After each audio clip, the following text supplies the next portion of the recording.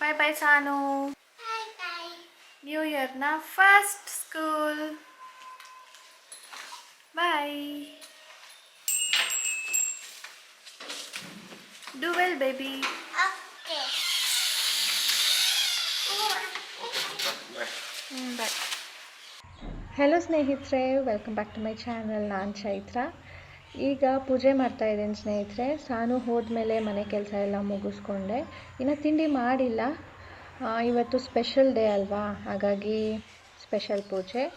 ಇವತ್ತು new ಇಯರ್ನ second day, ಹಾಗೆ ವೈಕುಂಠ ಏಕಾದಶಿ ಕೂಡ.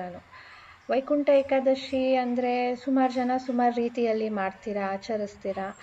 ಅಂದರೆ ಕೆಲವೊಬ್ಬರು ಏಕಾದಶಿ ಅಂತ ಹೇಳಿಬಿಟ್ಟು ಉಪವಾಸ ಇರ್ತಾರೆ. ನಮ್ಮ ಮನೇಲಿ ಕೂಡ ಉಪವಾಸನೇ, ಆದರೆ ಒಂಥರ ಸ್ಪೆಷಲ್ಲಾಗಿ ಡಿಫ್ರೆಂಟಾಗಿ. ಅಮ್ಮ ಫೋನ್ ಮಾಡಿ ಹೇಳಿದರು, ಇವತ್ತು ಅನ್ನ ತಿನ್ನಬೇಡ, ಬಾಕಿದೆಲ್ಲ ಬೇಕಿದ್ರೆ ತಿನ್ನು ಅಂತ. ಆ್ಯಕ್ಚುಲಿ ಫ್ರೂಟ್ ಡಯಟ್ ಬೇಕಿದ್ರೂ ಮಾಡ್ಬೋದಿತ್ತು, ಬಟ್ ನಮ್ಮ ಮನೇಲಿ ತಿಂಡಿ ಇರಲೇಬೇಕು, ಸ್ಕಿಪ್ ಮಾಡೋದಿಲ್ಲ. ಎನಿವೇ ಸ್ನೇಹಿತರೆ, ಇವತ್ತಿನ ವ್ಲಾಗ್ ಇದರೊಂದಿಗೆ ಶುರು ಮಾಡ್ತಾ ಇದ್ದೀನಿ. ಬನ್ನಿ ನೋಡೋಣ ಹೇಗಿರುತ್ತೆ ಇವತ್ತಿನ ದಿನ.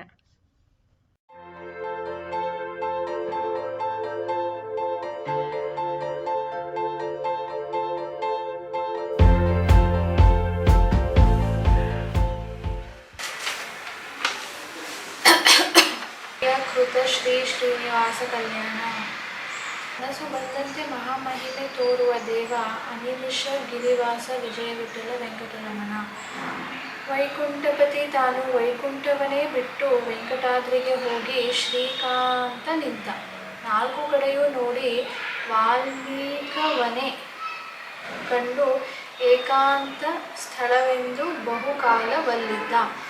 ಶ್ರೀನಿವಾಸ ಕಲ್ಯಾಣ ಒಂದು ಶಾರ್ಟಾಗಿ ಸ್ಟೋರಿ ಇದೆ, ಅದನ್ನು ಓದ್ತಾ ಇದ್ದೀನಿ.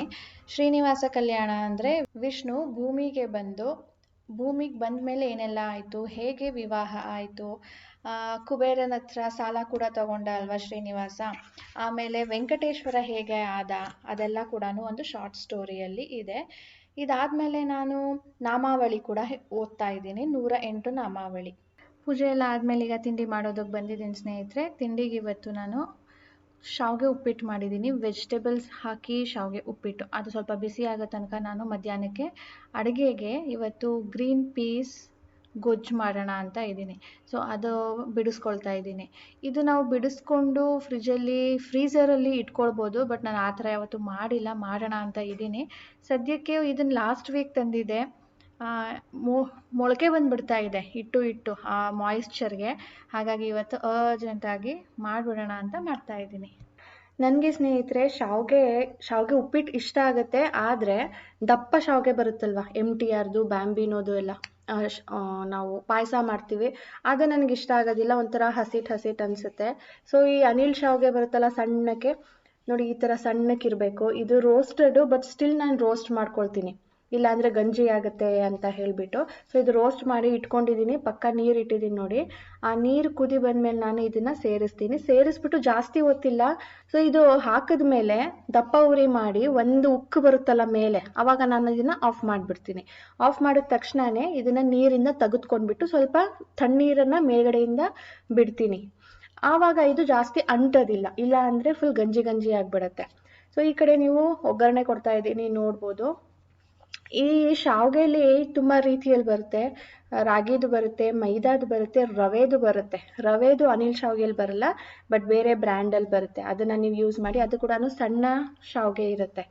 ಇವತ್ತು ನಾನು ಎಲ್ಲ ವೆಜಿಟೇಬಲ್ಸ್ ಹಾಕಿ ಮಾಡ್ತಾ ಇದ್ದೀನಿ, ಒಂದು ಸ್ವಲ್ಪ ಹೆಲ್ತಿಯಾಗಿ ಇರಲಿ ಅಂಥೇಳಿ. ನ್ಯೂ ಇಯರ್ ರೆಸಲ್ಯೂಷನ್ ತೊಗೊಂಡಿದ್ದೀನಲ್ಲ, ನ್ಯೂ ಇಯರಲ್ಲಿ ಎಲ್ಲ ಹೆಲ್ತಿಯಾಗಿ ಇರೋದಕ್ಕೆ ಕಾನ್ಷಿಯಸ್ ಆಗಿ ಡೆಸಿಷನ್ಸ್ ತೊಗೊಳ್ತೀನಿ ಅಂತ, ಹಾಗಾಗಿ ವೆಜಿಟೇಬಲ್ಸ್ ಎಲ್ಲ ಹಾಕಿ ಇವತ್ತು ಮಾಡ್ತಾ ಇದ್ದೀನಿ. ಸ್ವಲ್ಪ ಟೈಮ್ ಹಿಡಿಸುತ್ತೆ ಇದು ಫ್ರೈ ಆಗೋದು. ವೆಜಿಟೇಬಲ್ಸ್ನ ಇದನ್ನು ಬೇಯಿಸ್ಕೊಂಡು ನಾನು ಹಾಕಿಲ್ಲ, ಬೇಯಿಸಿದಾಗ ಸ್ವಲ್ಪ ಚೇಂಜ್ ಆಗುತ್ತೆ ಟೇಸ್ಟ್. ಫ್ರೈ ಮಾಡಿದ್ರೆ ಸಾಕು. ನಾನು ಇದರಲ್ಲಿ ಬೀನ್ಸ್ ಹಾಕಿದ್ದೀನಿ, ಅದ್ರ ಜೊತೆ ಮೆಣಸಿನ್ಕಾಯಿ ಹಾಕಿದ್ರೆ ಕನ್ಫ್ಯೂಷನ್ ಆಗುತ್ತೆ, ಅದಕ್ಕೆ ಅದನ್ನು ರುಬ್ಬಿಬಿಟ್ಟಿದ್ದೀನಿ ಮೆಣಸಿನ್ಕಾಯಿನ. ಇದ್ರ ಜೊತೆ ಸ್ವಲ್ಪ ಟೊಮ್ಯಾಟೊ ಹಾಕ್ತೀನಿ, ಸ್ವಲ್ಪ ಹಾಕಿದ್ರೆ ಸಾಕು, ಜಾಸ್ತಿ ಹುಳಿಬೇಕು ಅಂತೇನಿಲ್ಲ. ನಾವು ಖಾರ ಹಾಕಿದಾಗ ಅದ್ರ ಜೊತೆ ಟೊಮ್ಯಾಟೊ ಎಷ್ಟು ಹಾಕ್ತೀವೋ ಅಷ್ಟು ಖಾರ ಅದು ಕಡಿಮೆ ಆಗ್ತಾ ಹೋಗುತ್ತೆ. ಸೊ ಸ್ವಲ್ಪ ಫ್ಲೇವರ್ಗೆ ಅಂದ್ಬಿಟ್ಟು ಸ್ವಲ್ಪ ಟೊಮ್ಯಾಟೊ ಹಾಕ್ತೀನಿ. ನೋಡಿ ಎಷ್ಟು ಕಲರ್ಫುಲ್ಲಾಗಿ ಕಾಣ್ತಾ ಇದೆ ಅಲ್ವಾ, ನನಗೆ ನೋಡ್ತಾ ಇದ್ರೆ ಈಗಲೇ ತಿನ್ನಬೇಕು ಅನ್ನಿಸ್ತಾ ಇತ್ತು, ಅಷ್ಟು ಚೆನ್ನಾಗೂ ಕಾಣುತ್ತೆ, ಹಾಗೆ ಅಷ್ಟೊಂದು ಟೇಸ್ಟಿಯಾಗಿ ಕೂಡ ಇರುತ್ತೆ. ನಮ್ಮ ಮನೇಲಿ ಶಾವಿಗೆ ಅಂದರೆ ಎಲ್ಲರಿಗೂ ತುಂಬಾ ಇಷ್ಟ. ಕೊಡ್ತಾ ಇದ್ರೆ ತಿಂತಾನೆ ಇರ್ತಾರೆ, ಸಾಕು ಅನ್ನೋದೇ ಇಲ್ಲ. ಅದೇನೋ ಕಣೋ ತಿನ್ನಬೇಕು ಅನ್ನಿಸ್ತಾನೆ ಇರುತ್ತೆ ಅಂತಾನೆ ಹೇಳ್ತಾರೆ. ಸೊ ಇದು ನೋಡಿ ಸ್ನೇಹಿತರೆ, ಕೊತ್ತಂಬರಿ ಸೊಪ್ಪು ಲಾಸ್ಟಲ್ಲಿ ಸೇರಿಸಿದ್ರೆ ಮಿಕ್ಸ್ ಮಾಡಿದ್ಮೇಲೆ ತಿಂಡಿ ರೆಡಿ. ಸಾನುಗೆ ಬಾಕ್ಸ್ಗೂ ಇದೇ ಹಾಕ್ತೀನಿ, ಅವಳ ಫೇವ್ರೆಟ್ ಇದು.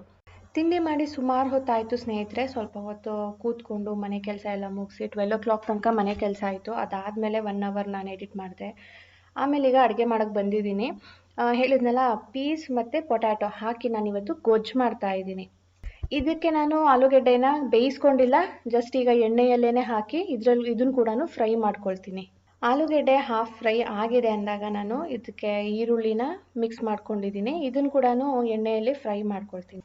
ಬದನೆಕಾಯಿ ಕೂಡ ಸೇರಿಸ್ಕೊಂಡಿದ್ದೀನಿ, ಈರುಳ್ಳಿ ಹಾಫ್ ಕುಕ್ ಆದಮೇಲೆ. ಇದ್ರ ಜೊತೆನೇ ನಾನು ಗ್ರೀನ್ ಪೀಸ್ ಕೂಡ ಆ್ಯಡ್ ಮಾಡ್ತಾ ಇದ್ದೀನಿ. ಇದು ಮೊಳಕೆ ಬಂದ್ಬಿಟ್ಟಿದೆ ನೋಡ್ಬೋದು. ಯಾಕೆ ಅಂದರೆ ನಾನು ತಂದು 1 ವಾರ ಆಗಿತ್ತು, ಸ್ವಲ್ಪ ಓಪನ್ ಅಪ್ ಆಗಿಬಿಟ್ಟಿತ್ತು ಒಂದೊಂದು, ಅದು ಮೊಳಕೆ ಬಂದ್ಬಿಟ್ಟಿದೆ ಫ್ರಿಜ್ಜಲ್ಲಿ ಇಟ್ಟಾಗ. ಈಗ ನೋಡ್ಬೋದು ನೀವು, ಬದನೆಕಾಯಿ ಕುಕ್ ಆಗಿದೆ, ಎಲ್ಲ ತರಕಾರಿ ಕೂಡ ಮುಕ್ಕಾಲು ಭಾಗದಷ್ಟು ಕುಕ್ ಆಗಿಬಿಟ್ಟಿದೆ. ಈಗ ನಾನು ಇದಕ್ಕೆ ಮಸಾಲೆಗಳು ಸೇರಿಸ್ತಾ ಇದ್ದೀನಿ.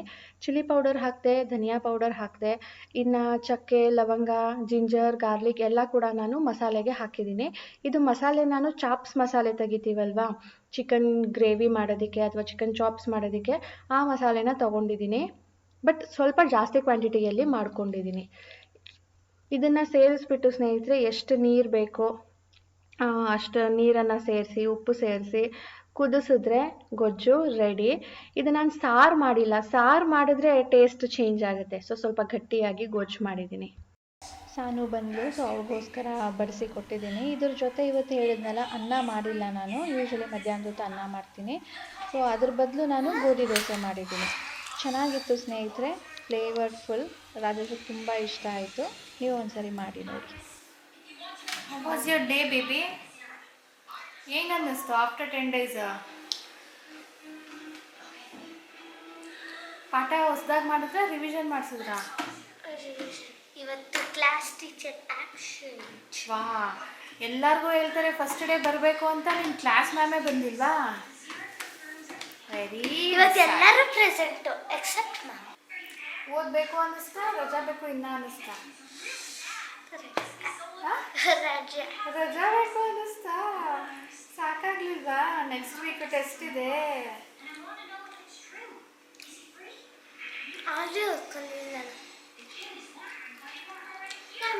Okay, thank you, enjoy. 4:15 ಆಗ್ತಾ ಇದೆ ಸ್ನೇಹಿತರೆ. ಸಾನುಗೆ ಕ್ಲಾಸ್ ನಡೀತಾ ಇದೆ. ಸಾನು ಕ್ಲಾಸ್ ಆದಮೇಲೆ ನಾವು ದೇವಸ್ಥಾನಕ್ಕೆ ಹೋಗೋಣ ಅಂತಿದ್ದೀವಿ.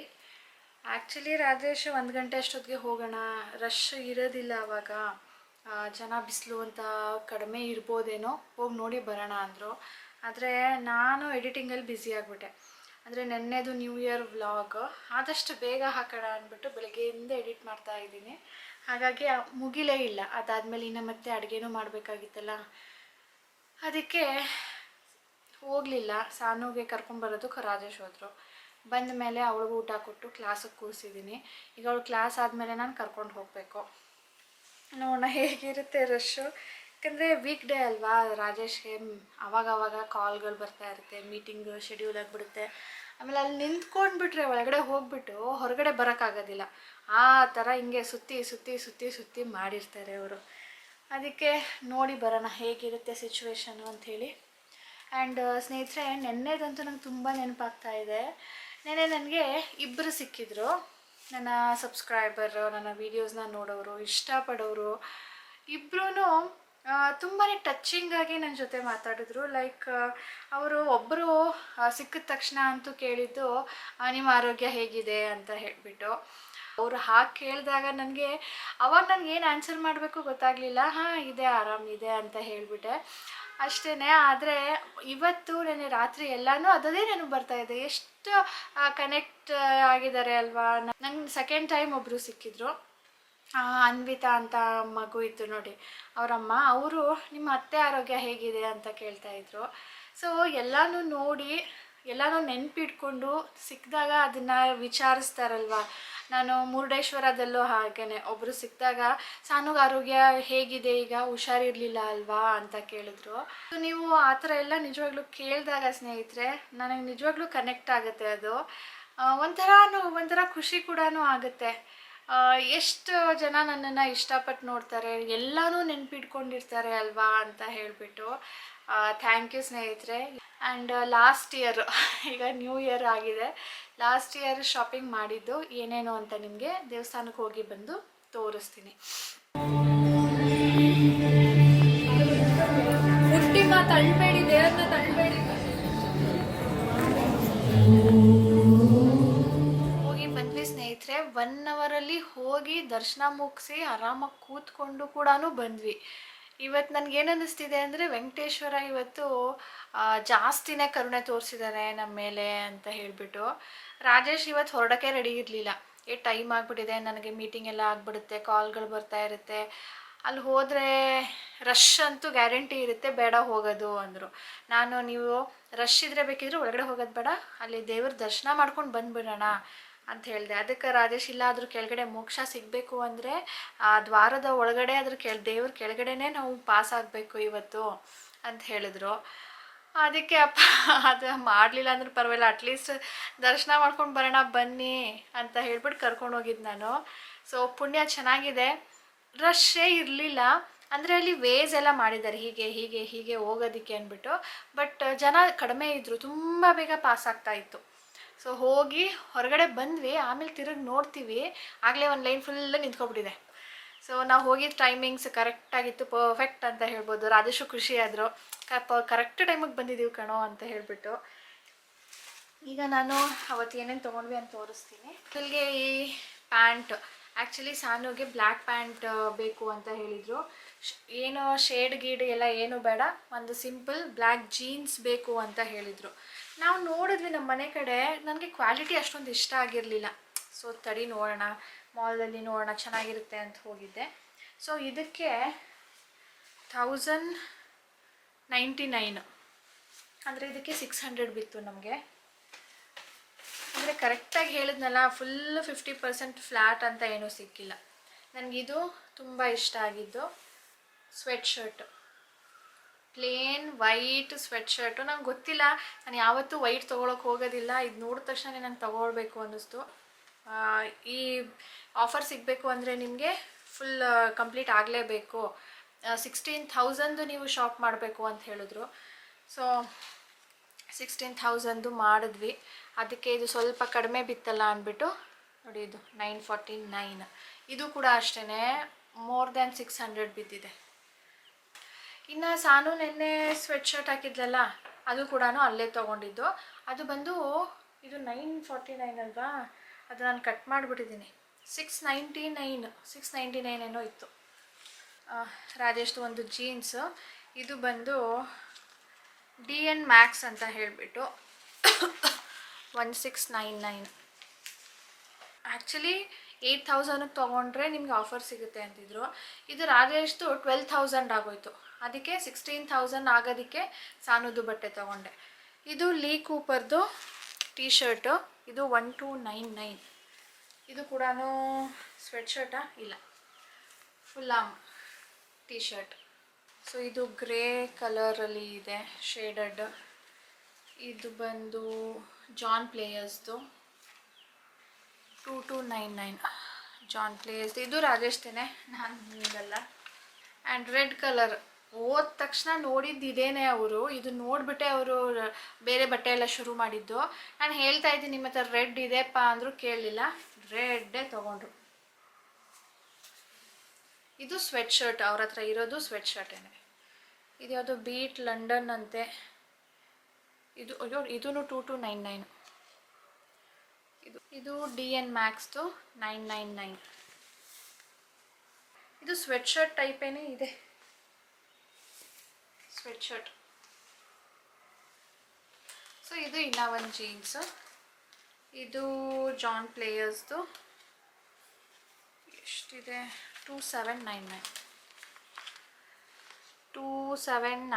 ಸೊ ಇದಕ್ಕೆ ಎಲ್ಲ ಆಫರ್ ಹೇಗೆ ಸಿಕ್ತು ಅಂದರೆ, ಕೆಲವೊಂದ್ರ ಮೇಲೆ ಮಾತ್ರನೇ 50, 40, 30 ಇಲ್ಲ 50, 40 ಆ ಥರ ಸಿಕ್ಕಿದೆ ಅಂತ ಅಂದ್ಕೊಳ್ಳಿ. ಸಾನುಗೆ ಬ್ಯಾಡ್ಮಿಂಟನ್ಗೆ ಕಳ್ಸೋದಕ್ಕೆ ಬಂದಿದ್ದೆ. ಆವಾಗ ನೆನಪಾಯಿತು ನನಗೆ, ನಾನು ದೋಸೆಗೆ ಹಾಕಿದ್ದೀನಿ ರುಬ್ಬೇ ಇಲ್ಲ ಅಂತ ಹೇಳಿಬಿಟ್ಟು. ದೇವಸ್ಥಾನದಿಂದ ಬಂದ ತಕ್ಷಣವೇ ರುಬ್ಬೇಕಿತ್ತು ನಾನು. ಮರ್ತೋಯ್ತು. ಅದಕ್ಕೆ ಇವತ್ತು ಲೇಟ್ ಆಗೋಯ್ತಲ್ಲ, ಚಳಿ ಬೇರೆ ಇದೆ ಅಂತ ಹೇಳಿಬಿಟ್ಟು ಓವನ್ ಒಳಗಡೆ ಇಟ್ಟಿದ್ದೀನಿ. ಇದನ್ನು ನಾನು 100 ಡಿಗ್ರಿಯಲ್ಲಿ ಒಂದು 10 ಮಿನಿಟ್ಸ್ ಇಡ್ತೀನಿ. ಈ ಥರ ಮಾಡೋದ್ರಿಂದನೇ ಮಾರನೇ ದಿನಕ್ಕೆ ನನಗೆ 7 ಗಂಟೆಗೆಲ್ಲನೂ ಹುಳಿ ಬಂದಿರುತ್ತೆ, ಇಲ್ಲ ಅಂದರೆ ನಿಧಾನಕ್ಕೆ ಹುಳಿ ಬರುತ್ತೆ. ಸೊ ಇದಾದಮೇಲೆ ಪ್ರಾಸೆಸ್ ಏನು ಮಾಡಬೇಕು ಅಂತ ತಿಳಿಸ್ತೀನಿ. ಬರೀ ಇಲ್ಲಿ ಇಟ್ಬಿಟ್ರೆ ಸಾಕಾಗೋದಿಲ್ಲ. ಓವನಲ್ಲಿ ಬಿಸಿ ಆದಮೇಲೆ ಸ್ವಲ್ಪ ಇದು ಪಾತ್ರೆ ಬಿಸಿ ಆಗಿಬಿಟ್ಟಿರುತ್ತೆ. ತಣ್ಣಗಾದ್ಮೇಲೆ ಏನು ಮಾಡಬೇಕು, ಇದನ್ನು ಚೆನ್ನಾಗಿ ಮಿಕ್ಸ್ ಮಾಡಬೇಕು. ಮಿಕ್ಸ್ ಮಾಡಲಿಲ್ಲ ಅಂದರೆ ಇದು ಹುಳಿ ಬರೋದಿಲ್ಲ. ಜಸ್ಟ್ ಅಕ್ಕಪಕ್ಕದಲ್ಲಿ ಮಾತ್ರನೇ ಬಿಸಿಯಾಗಿರುತ್ತೆ. ಅದಕ್ಕೆ ಎಲ್ಲ ಹಸಿಟ್ಟನ್ನು ಈ ಥರ ಮಿಕ್ಸ್ ಮಾಡಬೇಕು. ಆ್ಯಂಡ್ ಇದನ್ನು ಕೈಯಲ್ಲಿ ಮಾಡಿದ್ರೇ ಒಳ್ಳೆಯದು. ಹಾಗಾಗಿ ಕೈನ ವಾಶ್ ಮಾಡಿಕೊಂಡು ನೀವು ಏನು ಚಿಲ್ತೆ ಇಲ್ಲದೆ ಈ ಥರ ಮಿಕ್ಸ್ ಮಾಡಿ. ಓವನಲ್ಲಿ ಇಡದೆ ನೀವು ಇನ್ನೇನು ಮಾಡ್ಬೋದು ಅಂದರೆ, ಬಿಸಿ ತವಾ ಇರುತ್ತಲ್ವ, ಅದನ್ನು ಚೆನ್ನಾಗಿ ಬಿಸಿ ಮಾಡಿಬಿಟ್ಟು ಆಫ್ ಮಾಡಿಬಿಟ್ಟು ಅದ್ರ ಮೇಲ್ಗಡೆನೂ ಇಡ್ಬೋದು. ಅಥವಾ ನೀವು ಚಳಿಗಾಲದಲ್ಲಿ ವಿತಿನ್ 5 o'clock ರುಬ್ಬಿ ಇಟ್ಬಿಟ್ರೆ ಒಂದು ಬಿಸಿ ಇರೋ ಜಾಗದಲ್ಲಿ ಬೆಚ್ಚಗೆ ಹುಳಿ ಬರುತ್ತೆ. ಇಲ್ಲ ನಂತರ ಮರೆತುಬಿಟ್ರೆ ಲೇಟಾಗಿ ರುಬ್ಬಿದ್ರೆ ನಾವು ಈ ಕೆಲಸ ಮಾಡಬೇಕಾಗತ್ತೆ. ಸೊ ಸ್ನೇಹಿತರೆ, ಇದರೊಂದಿಗೆ ಇವತ್ತಿನ ವಿಡಿಯೋ ಕೂಡ ಎಂಡ್ ಮಾಡ್ತೀನಿ. ಸಿಗೋಣ ಮುಂದಿನ ವಿಡಿಯೋಲಿ. ನೀವಿನ್ನ ಸಬ್ಸ್ಕ್ರೈಬ್ ಮಾಡದೆ ನೋಡ್ತಾ ಇದ್ರೆ ಪ್ಲೀಸ್ ಸಬ್ಸ್ಕ್ರೈಬ್ ಮಾಡ್ಕೊಳ್ಳಿ, ಬೆಲ್ ಬಟನ್ ಕ್ಲಿಕ್ ಮಾಡಿ, ನೋಟಿಫಿಕೇಷನ್ ಬರುತ್ತೆ. ಪ್ಲೀಸ್ ಲೈಕ್ ಮಾಡಿ ಮತ್ತು ಶೇರ್ ಮಾಡಿ. ಬಾಯ್ ಬಾಯ್ ಸ್ನೇಹಿತರೆ. ನಾನೀಗ ಇದನ್ನು ಮತ್ತೆ ಓವನಲ್ಲೇ ಇಡ್ತೀನಿ ಬೆಚ್ಚಗಿರಲಿ ಅಂತ ಹೇಳಿಬಿಟ್ಟು.